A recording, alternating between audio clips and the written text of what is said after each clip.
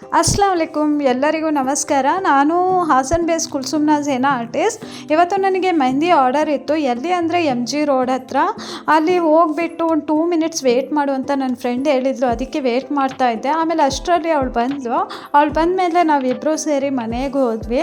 ಮನೆಗೆ ಹೋಗ್ಬಿಟ್ಟು ನೋಡ್ತಾ ಇದ್ದೀವಿ, ಬ್ರೈಡಲ್ ಇನ್ನೂ ರೆಡಿನೇ ಆಗಿರಲಿಲ್ಲ. ಒಂದು 10-15 ಮಿನಿಟ್ಸ್ ಮೇಕಪ್ ಇದೆ, ಮುಗಿಸ್ಕೋತೀವಿ ಅಂತ ಹೇಳಿದರು. ಸರಿ ಆಯಿತು ಅಂತ ಹೇಳಿಬಿಟ್ಟು ನಾನು ನನ್ನ ಫ್ರೆಂಡ್ ಮಾತಾಡ್ಕೊಂಡ್ವಿ.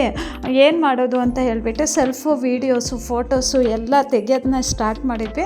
ನನ್ನ ಫ್ರೆಂಡು ಫೋಟೋಸ್ ವೀಡಿಯೋಸ್ ಅಂದರೆ ತುಂಬ ಶೋಕಿ, ಸಾಕು ಅಂದರೂ ಬಿಡ್ತಾ ಇರಲಿಲ್ಲ. ಫೋಟೋಸ್ ವೀಡಿಯೋಸ್ ತೆಕ್ಕೊಂಡು ನಿಂತಿದ್ಲು. ಆಮೇಲೆ ಮತ್ತೆ ಹೋಗಿ ಬ್ರೈಡಿಗೆ ನೋಡ್ತಾ ಇದ್ದೀನಿ, ಇನ್ನೂ ಮೇಕಪ್ ರನ್ನಿಂಗೇ ಇತ್ತು.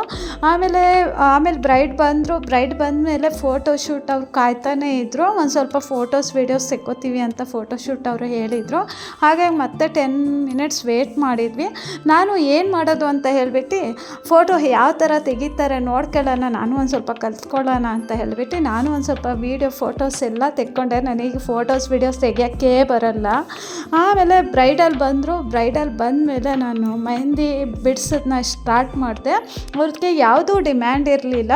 ನಿಮಗೆ ಹೆಂಗಾಗುತ್ತೆ ಇಷ್ಟ ಆಗಿ ಬಿಡಿಸಿ ಅಂತ ಹೇಳಿದರು. ನನಗೆ ಚಾಯ್ಸಿಂದ ನಾನು ಅವರಿಗೆ ಬಿಡಿಸ್ಕೊಟ್ಟೆ ಎಲ್ಲನೂ.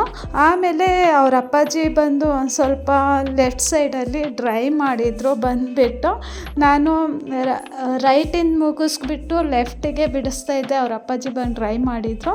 ಆಮೇಲೆ ನಾನು 2 ಹ್ಯಾಂಡ್ಸನ್ನು ಮುಗಿಸ್ಕೊಟ್ಟೆ ಫ್ರಂಟು. ಆಮೇಲೆ ನನಗೆ ತುಂಬ ಹೊಟ್ಟೆ ಹಸುವಾಗ್ತಾ ಇದೆ ಅಂತ ಹೇಳಿದಾಗ ಊಟ ಈ ಥರ ಕೊಟ್ಟರು. ಊಟ ತುಂಬ ಚೆನ್ನಾಗಿತ್ತು. ನಾನು ಹೊಟ್ಟೆ ತುಂಬ ಊಟ ಮಾಡಿದೆ.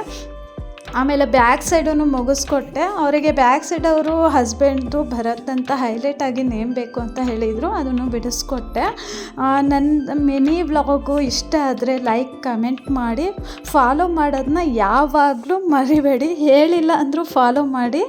Thank you so much. Thank you for watching.